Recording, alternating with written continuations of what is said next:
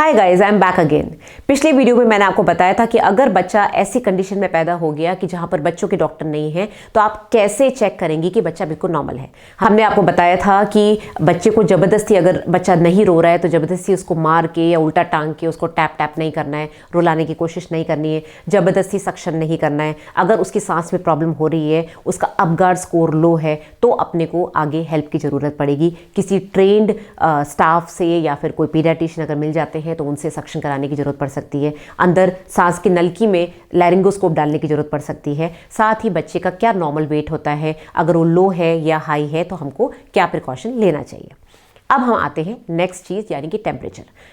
Adults में जब हम कोई भी चीज़ चेक करते हैं तो ABC आता है, यानी कि एयरवे आता है, ब्रीदिंग आता है और सर्कुलेशन आता है। बच्चे में सर्कुलेशन से ज़्यादा इंपॉर्टेंट होता है टेम्परेचर, क्योंकि वो पेट से बाहर निकला है, उसका पूरा सर्कुलेशन चेंज होने वाला है। अब वो सांस लेना शुरू करेगा, उसके लंग्स में हवा भरेगी, उसका हार्ट अब अलग तरीके से बीट करेगा। प्लासेंटा का कनेक्शन खत्म हो गया, आंवल का कनेक्शन खत्म हो गया।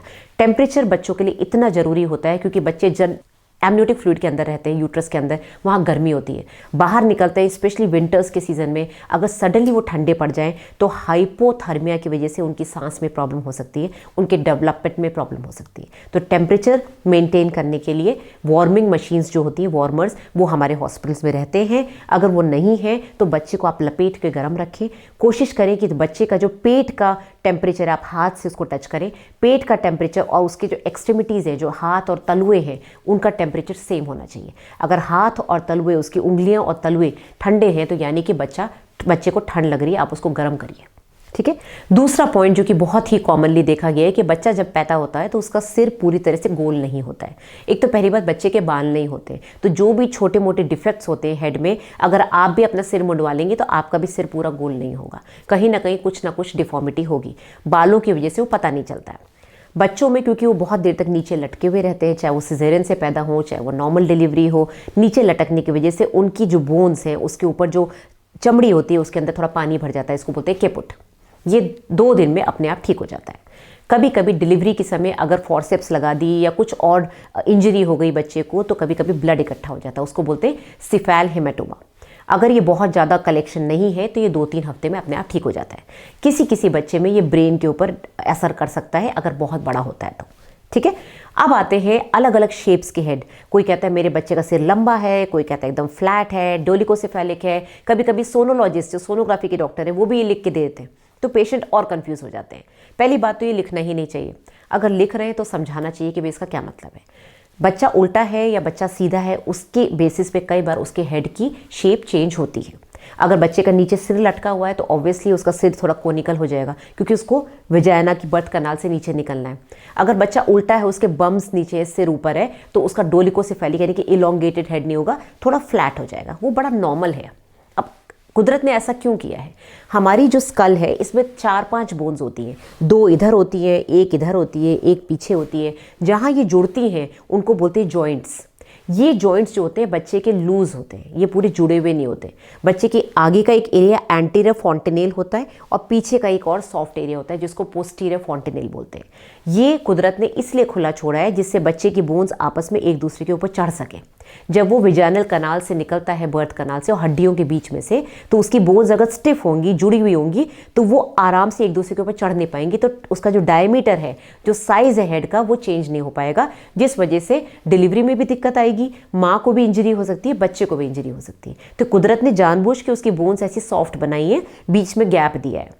साथ ही क्योंकि वो छोटा सा बच्चा है, उसका ब्रेन अभी बड़ा होगा, उसका दिमाग जब बड़ा होगा तो उसको कैपेसिटी मिलनी चाहिए अंदर ग्रो करने की। अगर सब जुड़ी हुई बोन्स होंगी तो कैसे उसका ब्रेन बड़ा होगा? इस वजह से कुदरत ने इनकी बोन्स को सॉफ्ट किया है।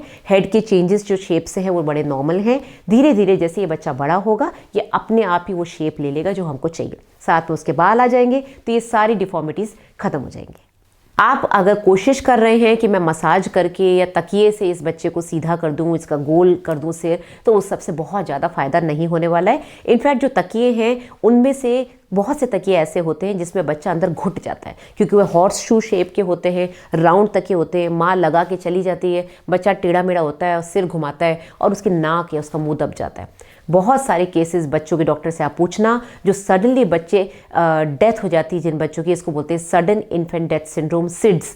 ये ज़्यादातर वो बच्चे हैं जिनको कि तकिए के शेप करने के चक्कर में, सिर को गोल करने के चक्कर में वो तकिए लगा दिए और उसमें बच्चा घुट गया, उसने सिर हिलाया और उसको जगह नहीं मिली। तो बिल्कुल भी ये काम ना करें। बहुत से माँ बाप डरते हैं कि मेरा बच्चा अंधा तो नहीं है, बहरा तो नहीं है, क्योंकि पैदाइशी जब वो बच्चा पैदा हुआ है तो कैसे पता चलेगा कि अंधा है कि बहरा है। शुरू में तो सिर्फ रो रहा होता है, वो खुश है तो भी रोता है, वो परेशान है तो भी रोता है, उसको गैस बनती तो रोता है, उसको सिर्फ बताना होता है कि मुझे माँ चाहिए तो भी वो रोता है, उसको रोने के अलावा कुछ आता नहीं है। लेकिन बच्चों की डॉक्टर आँख चेक करने के लिए एक टॉर्च लाइट यूज़ करते हैं, जो कि आप कर सकते हैं। बच्चे की अगर आप आँखों में टॉर्च चमकाएंगे और अंदर से लाल रंग की लाइट आएगी बच्चे की आँख के अंदर से, यानी कि बच्चे को मोतियाबिंद नहीं है। किसी किसी बच्चों में कोई ना कोई बीमारी की वजह से मोतियाबिंद हो सकता है, बच्चे जन्म से अंधे हो सकते हैं। ऐसे में अगर लाल लाइट नहीं आ रही, सफ़ेद लाइट का रिफ्लेक्शन हो रहा है, तो ये पॉइंट करता है कि बच्चे की आंखों में प्रॉब्लम है और उसको आंखों के डॉक्टर को दिखाना पड़ेगा। आते हैं बहरेपन पे। बहरापन बहुत मुश्किल है चेक करना, स्पेशली पैदा होते ही चेक करना बहुत मुश्किल है। ये माँ बाप पे डिपेंड करता है। जैसे जैसे बच्चा बड़ा होता है ऑब्वियसली आपको पता चलेगा, अगर आप सतर्क हैं तो आपको पता चलेगा कि आपका बच्चा आपकी आवाज़ें नहीं सुन रहा है, कोई चीज़ गिर रही है उसको नहीं सुनाई दे रही है। ये सारी चीज़ें आपको ध्यान में रखनी है। पैदा होते ही कोई भी डॉक्टर ये नहीं बता पाएगा। और ज़्यादातर जो बच्चे बहरे होते हैं वो आगे जाके गूंगे भी होते हैं, क्योंकि जब वो सुनेंगे नहीं तो वो आर्टिकुलेशन नहीं कर पाएंगे, वो बोल नहीं पाएंगे। ठीक है, तो अंधापन चेक हो सकता है, बहरापन धीरे धीरे पता चलता है। नेक्स्ट जो कि बड़ा ही कॉमन क्वेश्चन है, मैडम मेरे बच्चे को क्लेफ्ट पैलेट तो नहीं है। अब क्योंकि क्लेफ्ट लिप और पैलेट पे इतनी पिक्चर्स आ चुकी हैं, इतने एडवर्टीजमेंट्स आते हैं कि लोगों को समझ में आता है कि ऐसी भी कोई बीमारी होती है। एक तो होता है क्लेफ्ट लिप, यानी कि लिप यहाँ से कटा हुआ है, वो तो क्लियरली दिखता है। उसको प्लास्टिक सर्जन्स धीरे से, जब आपका बच्चा थोड़ा बड़ा हो जाता है तो ये इसकी सर्जरी से ठीक हो सकता है। अब होता है क्लेफ्ट पैलेट, अगर बाहर से कुछ नहीं दिख रहा है लेकिन अंदर जो ऊपर वाला पैलेट है, जिसको हम जबड़े के पीछे वाला एरिया बोलते हैं, अगर वहाँ कट लगा हुआ है या फिर वो जुड़ा हुआ नहीं है तो बच्चे को फीडिंग प्रॉब्लम्स बहुत ज़्यादा होंगी। तो जो बच्चों के डॉक्टर हैं या फिर जो ट्रेंड स्टाफ है उनको पता चल जाता है, बच्चा रोता है, मुँह खोलता है तो दिख जाता है कि भाई अंदर कोई प्रॉब्लम तो नहीं है। अगर कटा हुआ होगा तो दिख जाएगा। या फिर उंगली अंदर डाल के, जब आप बच्चे को रिससिटेट कर रहे हैं, बच्चे को पोंछ रहे हैं, उस समय आप अपनी एक साफ उंगली अंदर डाल के उसको चेक कर सकते हैं कि वो कटा हुआ तो नहीं है। कई बार वो कटा हुआ होता है लेकिन दिखता नहीं है, क्योंकि उसके ऊपर स्किन आई हुई होती है, तो वो फील करने से पता चल जाता है। तो बच्चे के मुंह के अंदर सबसे इंपॉर्टेंट चीज़ जो देखनी होती है वो है क्लेफ्ट पैलेट।